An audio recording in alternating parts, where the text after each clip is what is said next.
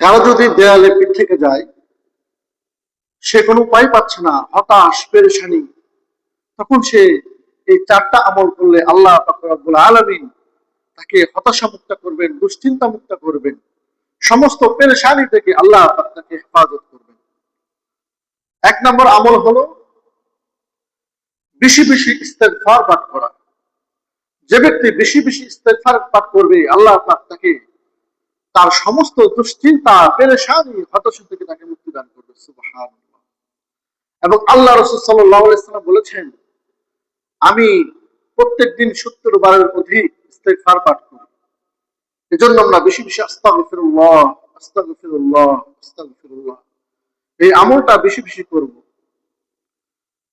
2 নম্বর আমল হচ্ছে আল্লাহ রাসূল সাল্লাল্লাহু আলাইহি ওয়াসাল্লামের উপর বেশি বেশি দুরূদ শরীফ পাঠ করা। বেশি বেশি আমরা দুরূদ শরীফ পাঠ করব, সাল্লাল্লাহু আলাইহি ওয়াসাল্লাম সাল্লাল্লাহু আলাইহি ওয়াসাল্লাম, এভাবে বেশি বেশি দুরূদ শরীফ পাঠ করব। যত বেশি দুরূদ শরীফ পাঠ করব, আল্লাহ পাক আমার জীবনে যত বারাকা দান করবেন। সুবহানাল্লাহ ওয়া বিহামদিহি।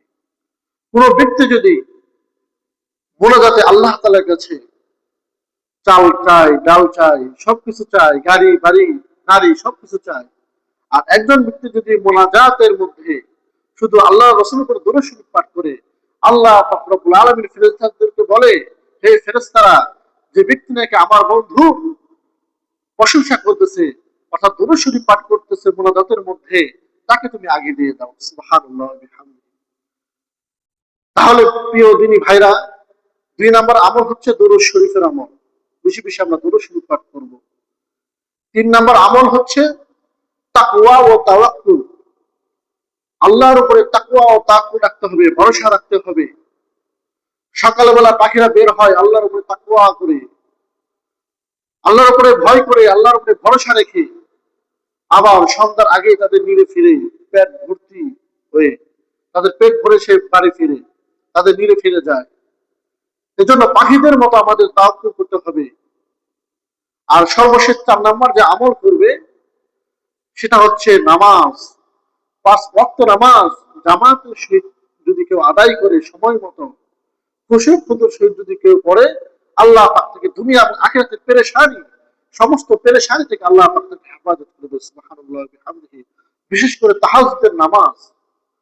মানুষ যখন গভীর রাতে সবাই ঘুমিয়ে পড়ে, ঘুমে সবাই মশগুল থাকে, তখন আপনি দাঁড়িয়ে, তখন আপনি ঘুম থেকে উঠে 4 রাকাত, 10 রাকাত বা 12 রাকাত এরকম তাহাজ্জুদ নামাজ আদায় করে আল্লাহর কাছে আপনার মনের বাসনা কামনাকে পেশ করুন, যে আল্লাহ, আমার তো পেরেশানি, আমার অমুকের চিন্তা, এরকম আমার দুশ্চিন্তা, আল্লাহ পাকের কাছে যে আপনি কান্নাকাটি করে বলতে পারেন, আল্লাহ অবশ্যই ইনশাআল্লাহ আপনার জীবনের সমস্ত পেরেশানি আল্লাহ পাক দূর করে দেবেন। এজন্য আমরা এই 4টি আমল বেশি বেশি করব, যাদের দেয়ালে পিঠ থেকে গেছে। আমি একটু সংক্ষেপে বলি। 1 নম্বর আমল হচ্ছে ইস্তেগফার পাঠ করা।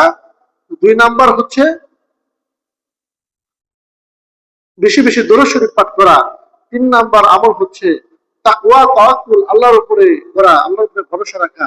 আর সর্বশেষ 4 নম্বর আমল হলো নামাজ পড়া, তাহাজ্জুদের নামাজ আদায় করা, জামাতের সহিত 5 ওয়াক্ত নামাজ আদায় করা। আল্লাহ পাক আমাদের সকলকে এই 4টি আমল বেশি বেশি করার তৌফিক দান করুন। আমিন। ওয়া মা আলাইনা ইল্লাল বালাগ। আসসালামু আলাইকুম ওয়া রাহমাতুল্লাহি ওয়া বারাকাতুহু।